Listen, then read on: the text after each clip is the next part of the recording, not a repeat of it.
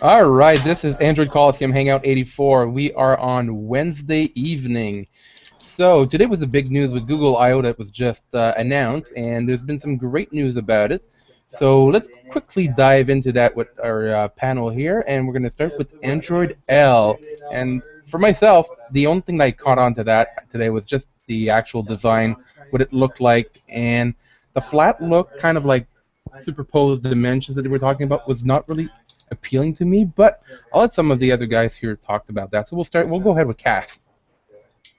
I really like it. We were talking about that earlier. I do like the change they made for Google Plus, and it looks like they're going to take that across. And I like that simple look. I'm hoping that it doesn't get too cartoony and too sort of red and white, green and white, black and white. And I really actually like the little circle with the press to add your comment thing. I like that better than having to scroll up or down. So there's a lot of elements I like. I tend to trust designers. They are professionals. I am not. So even if I don't like an element, there's probably a reason for it that I'm not aware of, and that will make the app more intuitive and move the OS forward. So I'm willing to give it a try. I'll agree with you. The cartoon look isn't. Hopefully, it's not just going to go all cartoony, such like my UI is doing right now. But we'll go on. Well, Ryan, what do you think? I like the look. I mean, what I think I was missing in when they showed the example of between Gmail on KitKat and then Gmail and L, and for me the taking away the Gmail icon was kind of disconcerting because not that I'm saying I wouldn't know where I was, but it really then lost a lot of context for me.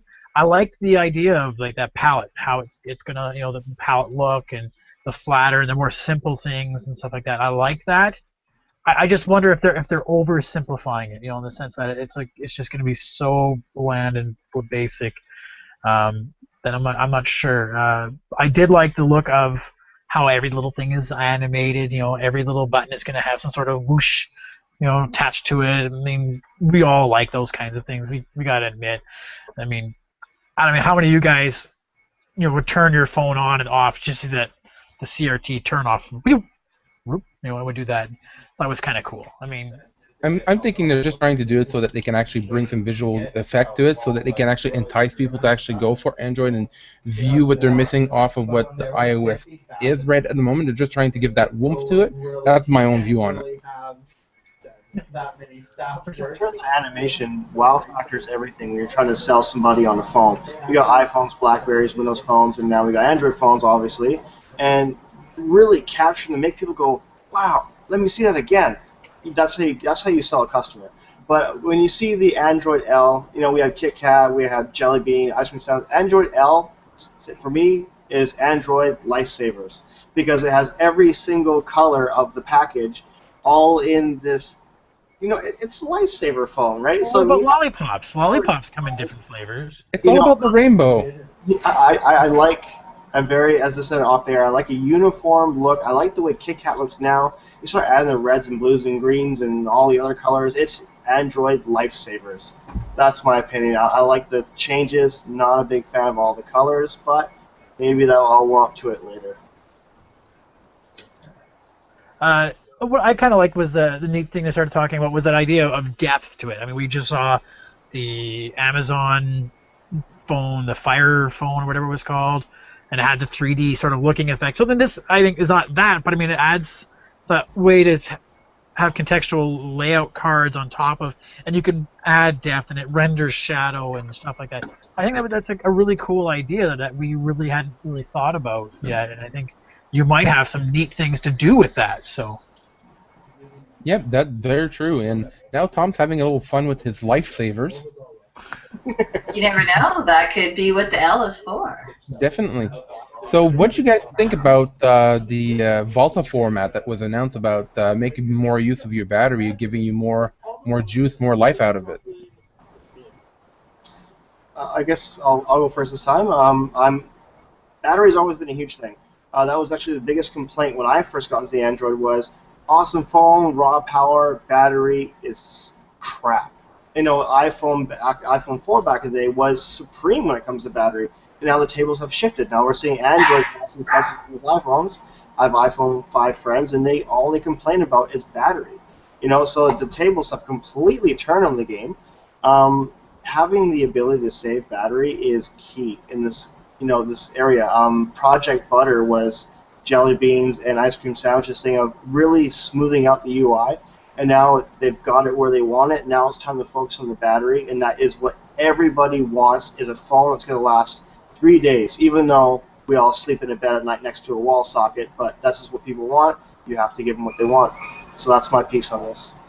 I think the other thing about, not the fact that it's going to last longer, that's kind of a cool thing. They're talking about how the way they're going to do the different calls or whatever. But I think the neat thing for a guy like me is that the fact that I can look at more stats in more depth. I can actually take a look at it and figure out what's eating at my battery. For me, because, for example, I play games like Ingress, I know my battery's not going to last a day. But I can start taking a look at if it's really sucking wind someday. I can really see that. When I was working at that telecom store, it was really nice to be able to, people are like, oh, my phone sucks battery. And you can actually, well, here, Android gives us stats to take a look at this.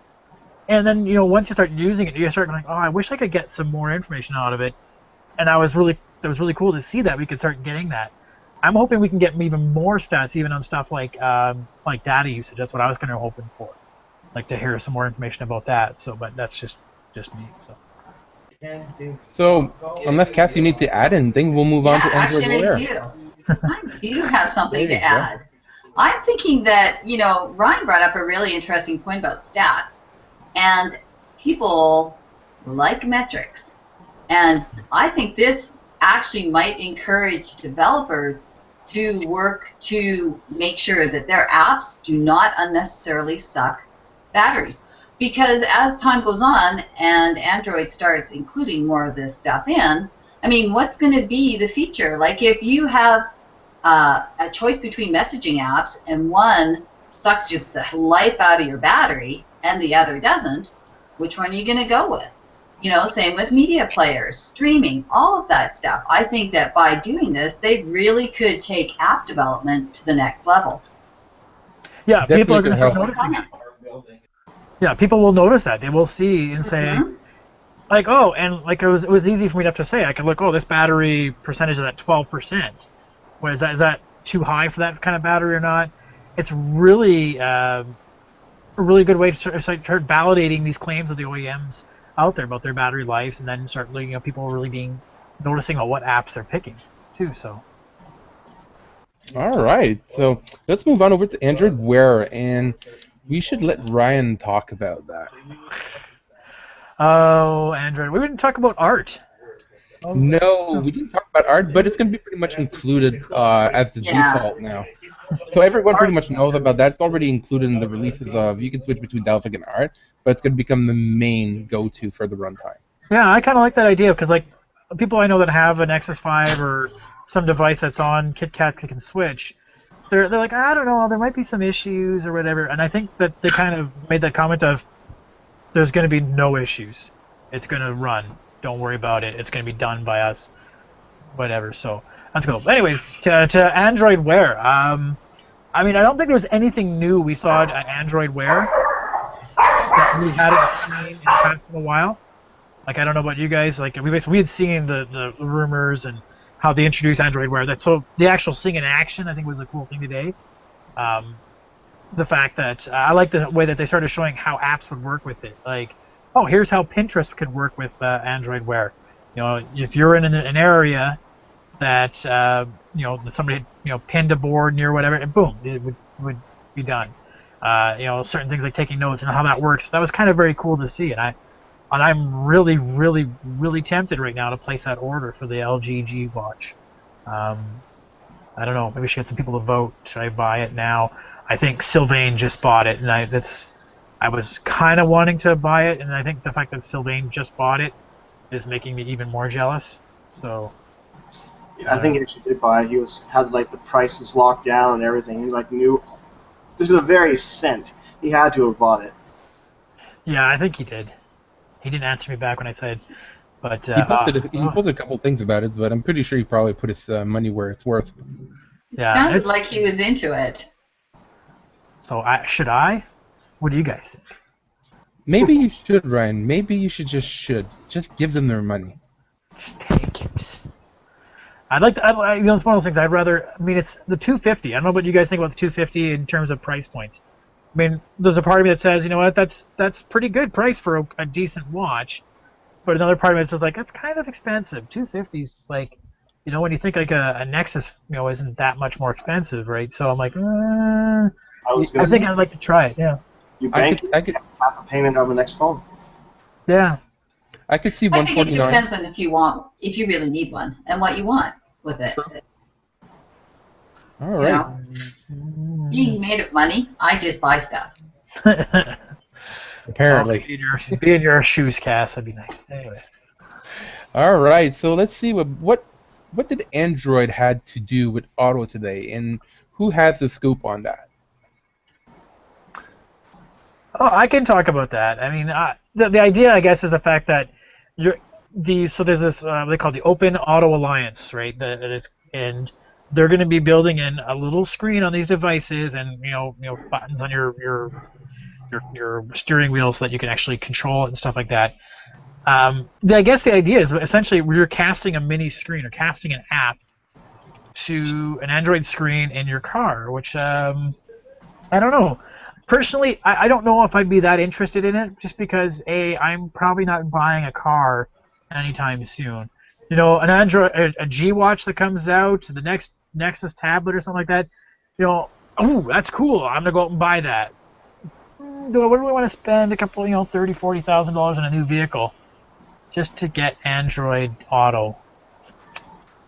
If I had the money, maybe. Let's ask Cass about that one. She has the money. Yes, you can ask me because I have a hate-hate relationship with the Ford My Touch. That is the most enraging software I have ever used. And honestly, you use it once, and then it says, please say a command. And then you start swearing, and it still says, please say a command.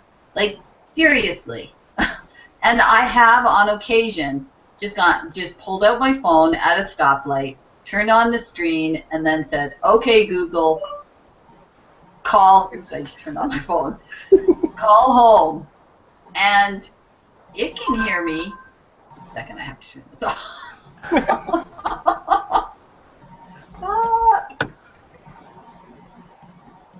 So anyways, it will apparently be able to do my voice even while the car is driving, which surprised me, where the Edge stuff won't. So I think anything that can help. I mean, you think voice control is a really good thing until you realize how rage-inducing it is. So it doesn't work. Yeah.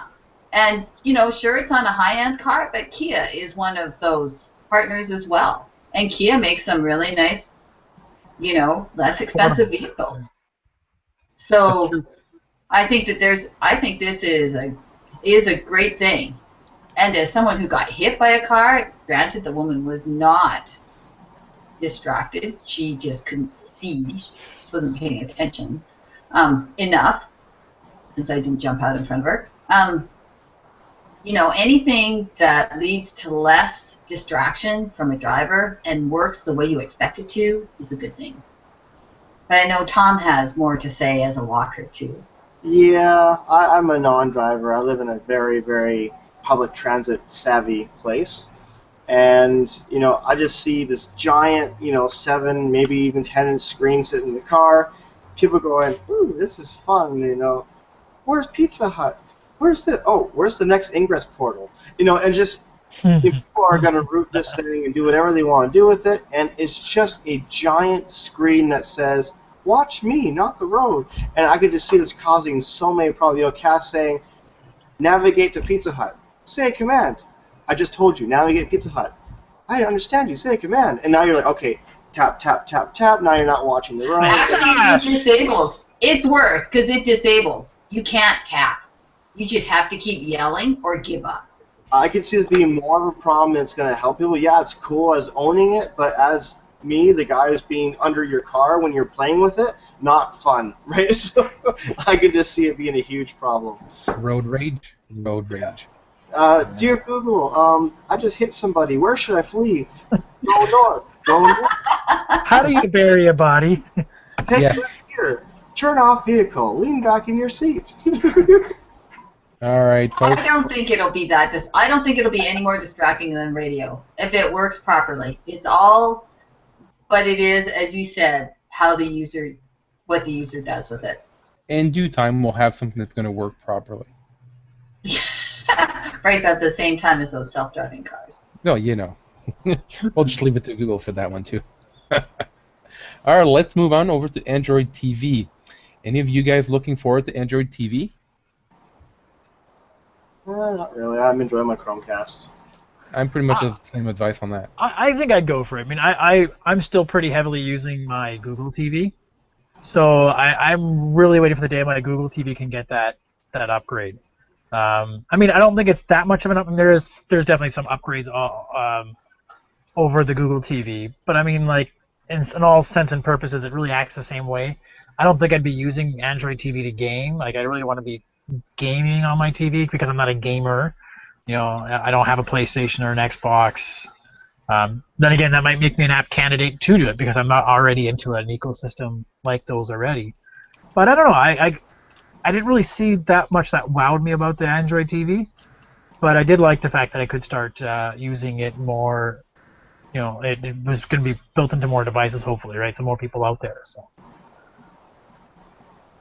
That's good. I mean, personally, I haven't had a Google TV in a while. I don't know what's going to be coming out of it, but I may take a look at it once it's available. So this is going to lead us over to the Chromecast, which is going to get a major update with a lot more of options for everybody, and pretty much everybody has a Chromecast now is just looking forward to just getting this update to see what's going on, what's going to happen. I mean, the ability to change more options than what we can currently do is going to be interesting as well. So what do you have to say on that, Tom?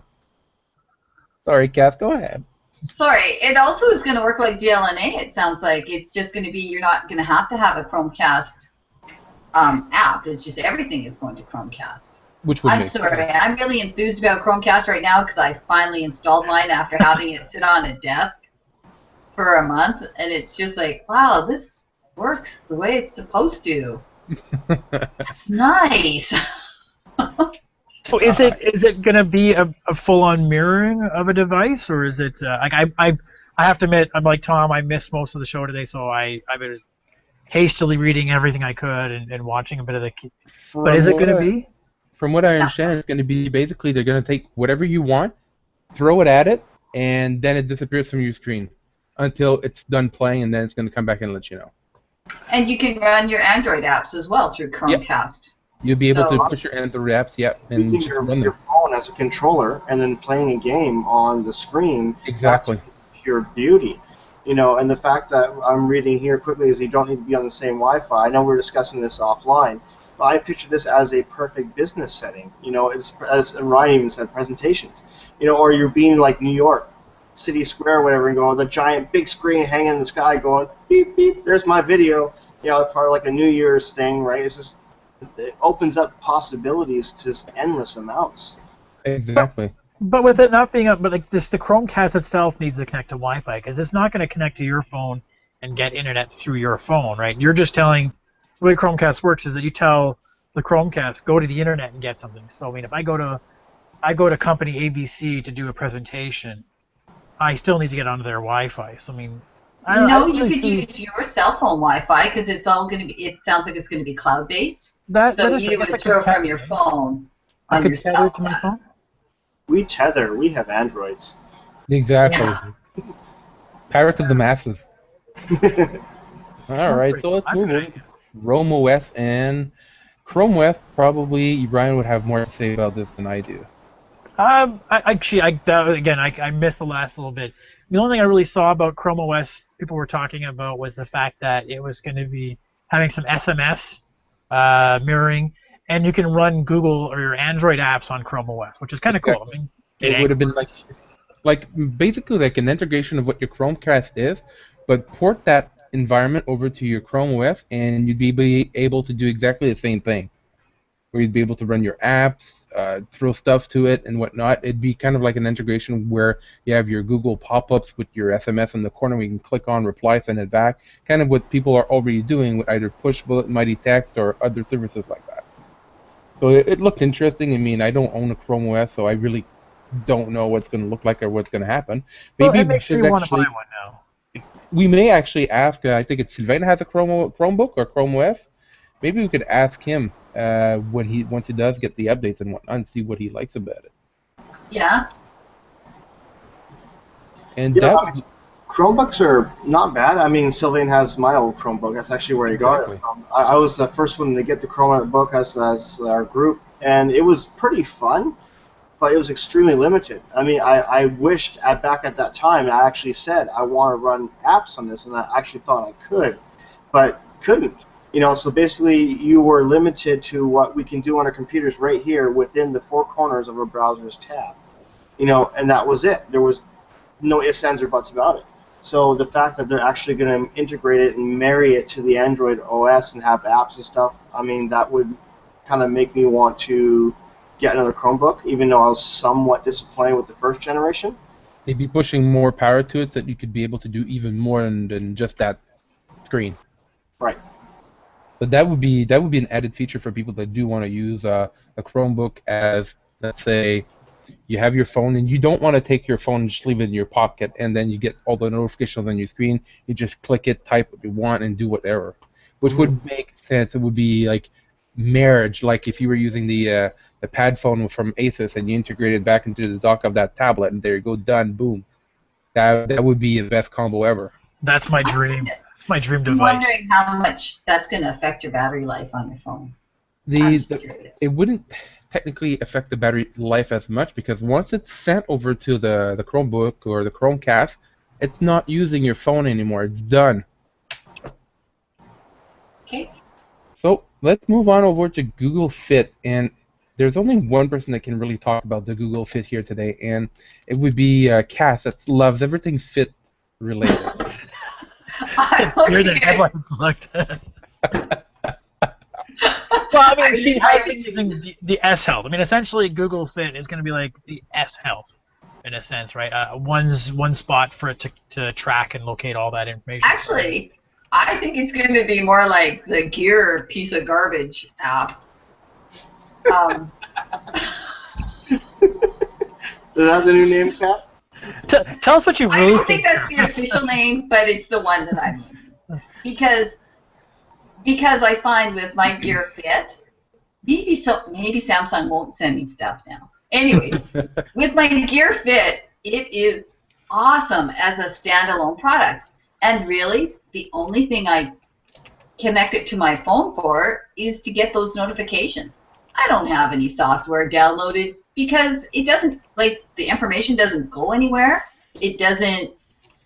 So I get to read on my phone a bigger screen. Well, like, this screen is big.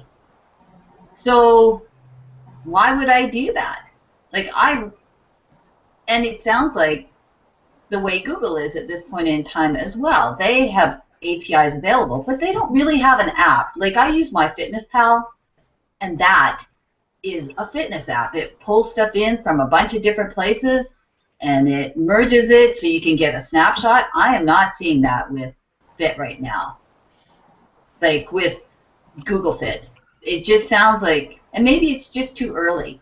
And maybe their intent is they allow these APIs for people to pull in to, say, MyFitnessPal. But, yeah. Not that I love my Gear Fit. I just find some of the software that, and I like the Gear Manager, I just find the other software that they suggest you get, and it doesn't even work with S Health. So it's like, what? Yeah, what? I remember it. What? It didn't really pair up, or like you would think it would be sort of a seamless. It's a great standalone product. I don't know why they don't just make the Gear Manager work on everything. It would make more sense. Yeah. Did anybody see? Like I maybe I just missed it. The Samsung Gear Live or the Samsung Live or whatever it was. because I'm really debating about the G Watch. I didn't really see anything much about the Gear Live. Is it just like a Nexus version of the Gear 2? It's like wouldn't be able the to Gear say. Neo, I think. Gear Neo? Okay. Yeah. But, That's what Mark was saying. And that's what it Okay. looked like to me, too. yeah, just a Gear That makes Neo, sense. but using Android Wear OS or whatever you want to call it, Mhm. versus the other one. Okay. All right. Cool. Intéressant. So that pretty much brings the main topic to conclusion. And before we actually end the show for today, we have a couple of reviews that you guys can check online. We have the Z2 charging dock that Tom wrote about.